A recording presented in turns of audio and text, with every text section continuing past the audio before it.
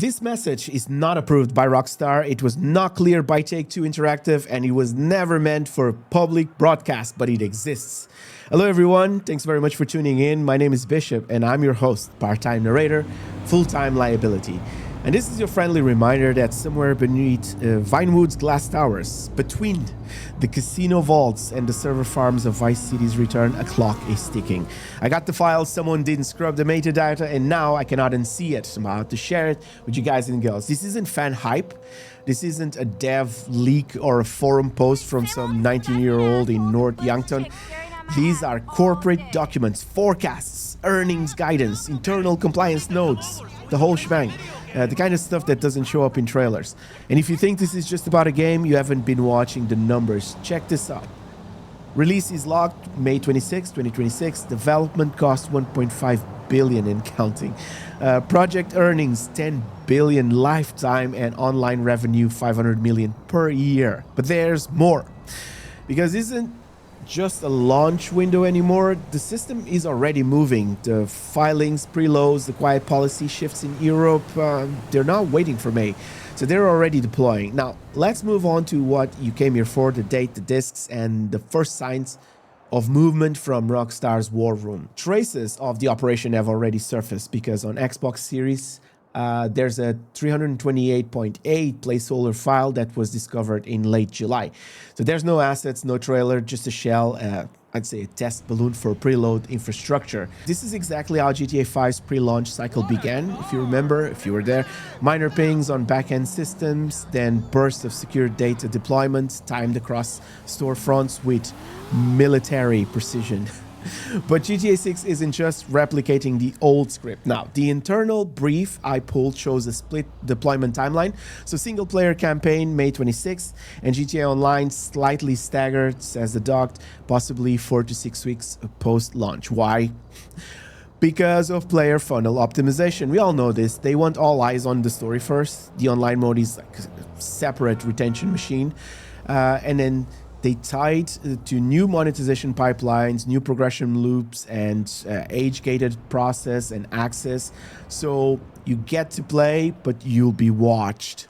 Now, let's move on to the cost, because this is where the file stops being a game and starts looking like an economic weapon. What's the price of the Empire? So for Take-Two, it's around 1.5 billion and climbing. That's the cost of building GTA 6, according to analyst notes buried in quarterly investor transcripts. Voice capture, environment scan passes, AI-driven pedestrian networks. Every feature, every leak, every delay adds to that figure. And that's why we're getting the most expensive game ever made. Not just to play, to buy. But there's multiple sources, including Games Radar, Times of India, and embedded retail analysts now confirm 100 coin is the expected base price. Why? Because it's just not just a game anymore. It's a luxury item. It's a platform, a lifestyle network. I don't know. I wrote this one, but they know they'll sell it at that scale anyway. Just look at the projections. Take-Two's internal projections estimate 1.5 billion on day one, and then 7.6 billion by day 60, and 10 billion. This is all B with banana, and it's the amount of money is unfathomable. 10 billion lifetime, not including GTA Online. Even Netflix doesn't move capital like this, I think. They're not just building hype here, they're just managing cash flow. And here's the twisted part. If the base price sticks at 100 coin and GTA Online stays monetized at current levels or higher, this becomes not just the highest gross entertainment product ever, but the most efficient. That's why the earnings call sounds more like software IPOs than game announcements to me. Now, let's move on to what's inside that 100 coin package and whether you're actually getting your money's worth.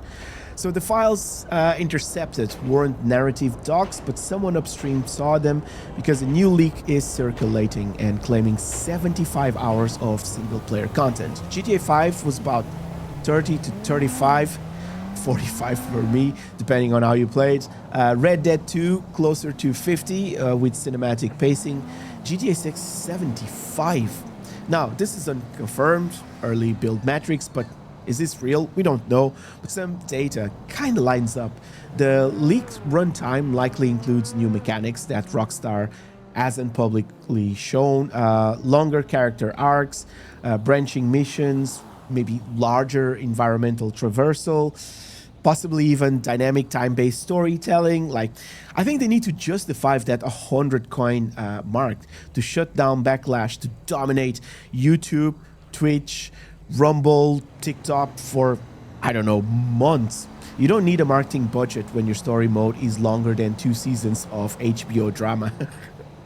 And here's what's chilling, like not a single voice actor has leaked yet, which means Rockstar's NDA pipeline is still airtight or dangerous or something. So it's all unconfirmed.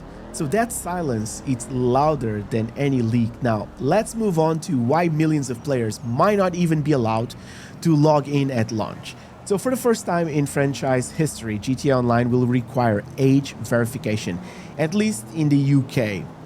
Now, this is with compliance with the Digital Safety Act of 2025. Let me know in the comment section below if you want me to go a little bit deeper into that. I haven't touched it yet, but buried in Rockstar's legal compliance doc is a clause that confirms that UK players will need to verify age through a third-party process before accessing online mode. Now, this is tied to the 2025 Digital Safety Act, a sweeping regulation passed in the UK that requires adult-rate games to implement real ID checks for network access.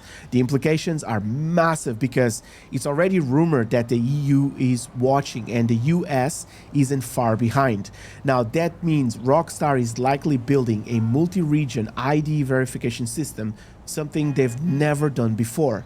And it raises a question: what happens to the modders? What happens to RP servers? What happens when you log in is tied to government ID? This isn't just about safety, but I think it's about control, and I think it's a little bit worrying. So let's move on to the money, because while we were looking at maps and trailers, Take-Two opened the vault.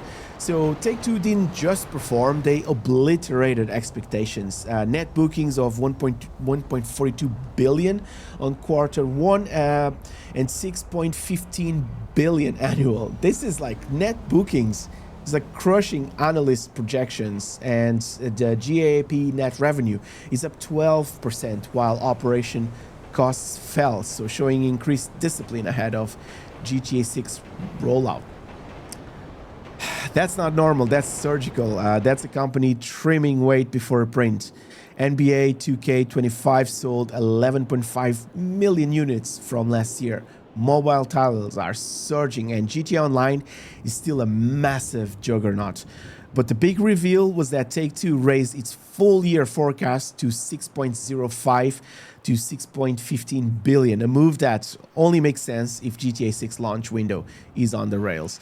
Now, that means their internal data shows not just confidence, but conversion. The hype is monetizing early, and the market shows it. Now, investors aren't betting on a game, they're betting on a digital gold rush. The numbers don't lie, but the silence might. Now let's bring this home.